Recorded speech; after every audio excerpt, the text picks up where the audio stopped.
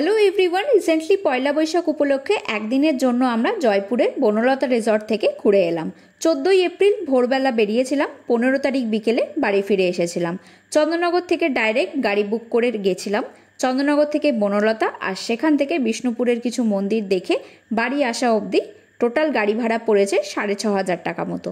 আমরা ফোন করে আগে থেকে রুম বুক করে রেখেছিলাম, দুটো রুম নিয়েছিলাম, 2,240 টাকা করে পড়েছে। আর ড্রাইভারদের থাকার আলাদা জায়গা আছে, ডরমিটরিতে 500 টাকা এক্সট্রা লেগেছে। গাড়ি পার্ক করার অনেক বড় জায়গা আছে, গাড়ি বাইক নিয়ে গেলে তাই রাখার কোনো প্রবলেম হবে না। ওখানে পৌঁছে রিসেপশনে গিয়ে ডিটেলস দেওয়ার পরে আমরা রুমে এলাম। এসি রুম, খুব বড় না, তবে বেশ পরিষ্কার। আমরা লেক ভিউ রুমগুলোতে ছিলাম।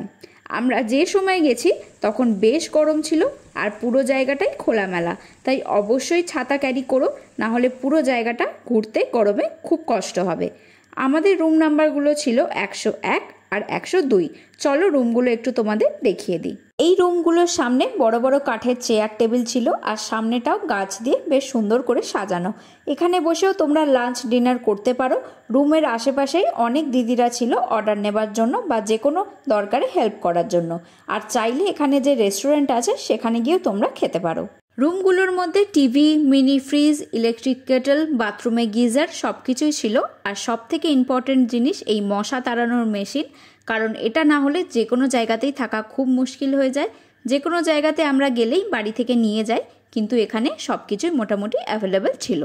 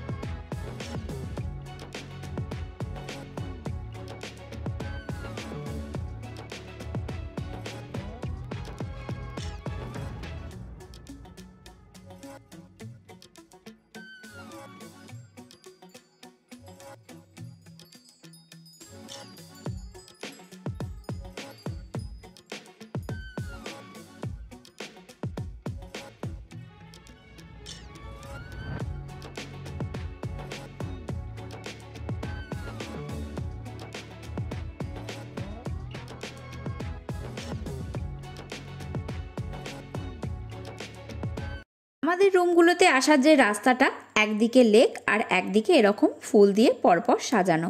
এখানে সব সময় অনেকজন মালি কাজ করে যাচ্ছেন। নতুন গাছ বসাতে দেখলাম, বা বড় গাছগুলো প্রুনিং করে সুন্দর শেপ দিয়ে মেনটেন করে রাখছেন। সব সময় পরিষ্কার করে জায়গাটা দারুণ গুছিয়ে রাখা হয়। বেশিরভাগ জায়গাতে ভর্তি মিনি সূর্যমুখী ফুল হয়ে আছে, একসাথে দারুণ দেখতে লাগছে।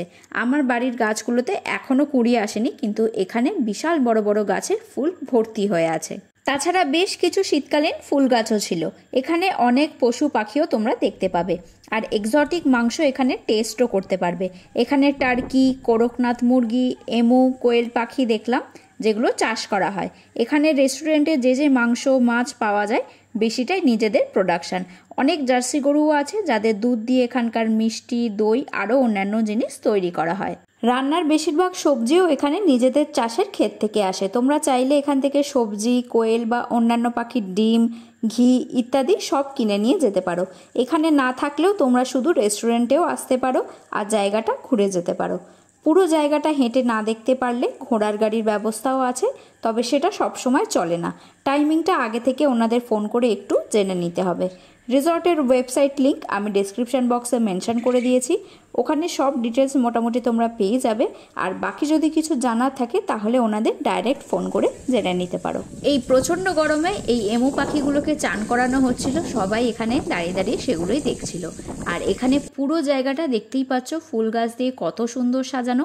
শীতকালে এখানে যারা আসে তাদের ভিডিও আমি দেখেছি, আর তখন যেহেতু আরও অনেক বেশি পরিমাণে ফুল গাছ পাওয়া যায়, তাই পুরো জায়গাটাই আরও সুন্দর কালারফুল হয়ে থাকে।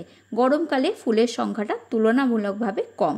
এখানে কিন্তু গাছের নার্সারিও আছে, চাইলে তোমরা সেখান থেকে গাছও কিনে নিয়ে যেতে পারো। প্রচুর গোলাপ গাছ ছিল, যদিও এই গরমে আমি গোলাপ গাছ কিনিনি। শীতকালে এখানে মোটামুটি 60 টাকায় খুব ভালো ভালো ভ্যারাইটির গোলাপ গাছ, হেলদি গাছ পেয়ে যাবে। আর একটা দেখো জারবেরার গ্রিন হাউসও ছিল, যার ভেতরে জারবেরা চাষ হচ্ছিল। আমার জারবেরা গাছ খুবই পছন্দের, আমিও এখান থেকে 2টো জারবেরা গাছ কিনে এনেছি। বেশ সস্তায় ভালো কোয়ালিটির জারবেরা এখানে পাওয়া যাচ্ছিল।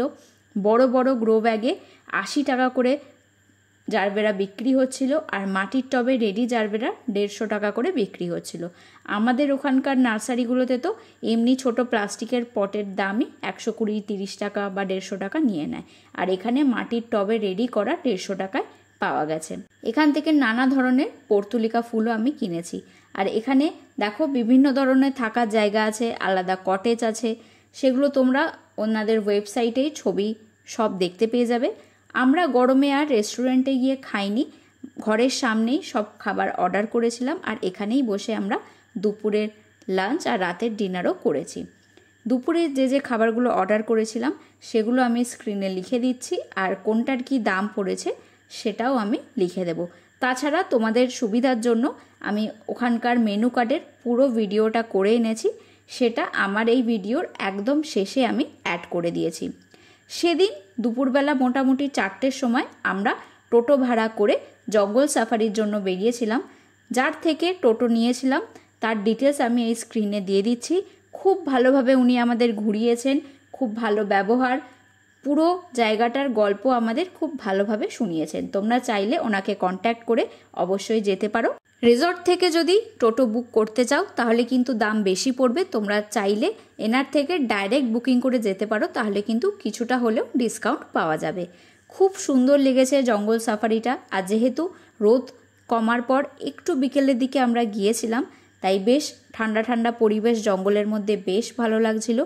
আমরা সেরকম পশু পাখি কিছু দেখতে পাইনি, শুনেছি ওখানে হরিণ থাকে, তবে হরিণ আমাদের চোখে পড়েনি, তবে 2-3টে শেয়াল আমরা দেখেছি। দেখো কি সুন্দর চুপচাপ শান্ত নিরিবিলি জায়গাটা। আমি আর এখানে বেশি কথা বলছি না, জঙ্গলের মধ্যে পরিবেশটা তোমরা এনজয় করো।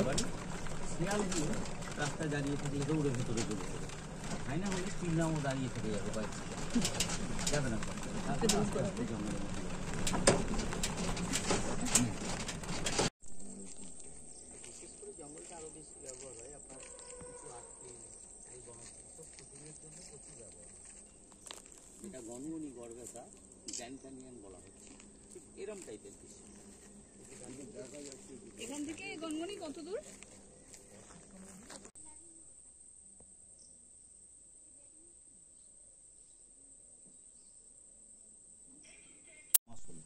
এই ব্রিজ স্যাংশন হয়েছে, এদিকে একটা ভেতরে আছে। হ্যাঁ হ্যাঁ, ভেতরে জঙ্গলেই থাকে, এদিকে একটা ওদিকে একটা। আর সেকেন্ড হচ্ছে কি, পুরো পাড়গুলো বাঁধা হবে, তা নাহলে এবার কিন্তু পাড়গুলো আবার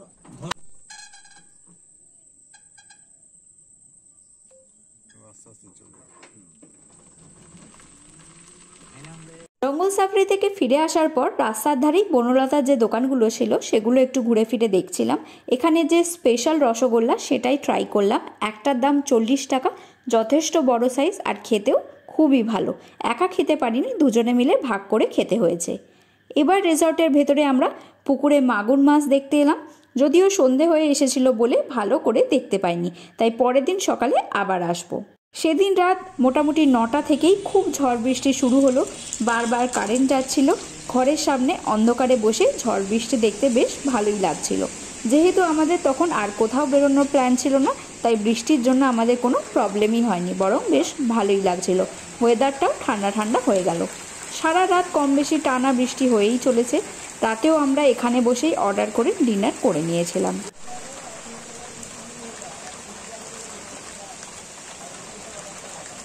রাতে রুটি, চিকেন কারি, টার্কি কষা আর কোয়েল পাখির তন্দুরি আমরা অর্ডার করেছিলাম। প্রত্যেকটাই খুব সুন্দর খেতে ছিল, আর কোয়ালিটিও বেশ ভালো ছিল। পরের দিন সকাল হতেই আমরা পুকুরে মাগুর মাছগুলোকে আবার দেখতে গেলাম, আর গিয়ে দেখলাম একটা বড় প্যাকেট মুড়ি রাখা আছে, সেখান থেকে মুড়ি নিয়ে মাছগুলোকে খাওয়ানো যায়। অনেকেই খাওয়াচ্ছিল, আমিও গিয়ে দিলাম।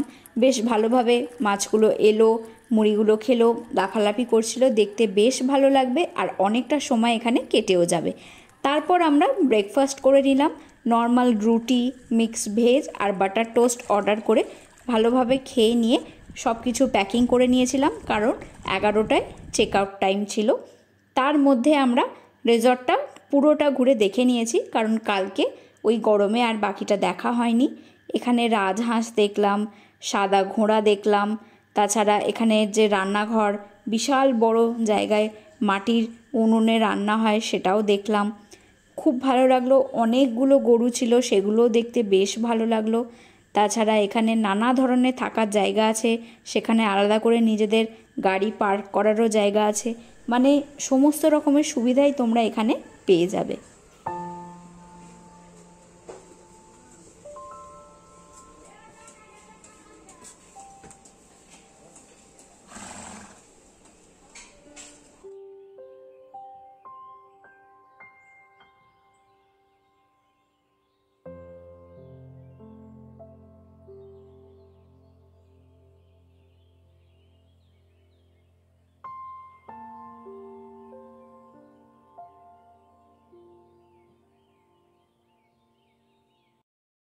চেক আউট করে গাড়ি নিয়ে আমরা বেরিয়ে পড়লাম বিষ্ণুপুরের উদ্দেশ্যে। যাওয়ার পথে প্রথমেই পড়ল পুরনো কেল্লার তোরণদ্বার। এখানে নেমে আমরা জায়গাটা খুব ভালো করে দেখলাম। এরপর যা যা মন্দির দেখেছি সবটাই তোমাদের সঙ্গে শেয়ার করব।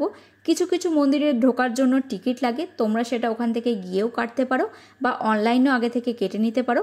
অনলাইনে কাটলে পার হেড 5 টাকা করে কম পড়বে। আমরা অনলাইন কাটিনি, ওখানে গিয়েই কেটেছিলাম। প্রত্যেকটা মন্দিরের কাজগুলো খুবই সূক্ষ্ম, খুব সুন্দর পোড়ামাটির কাজ।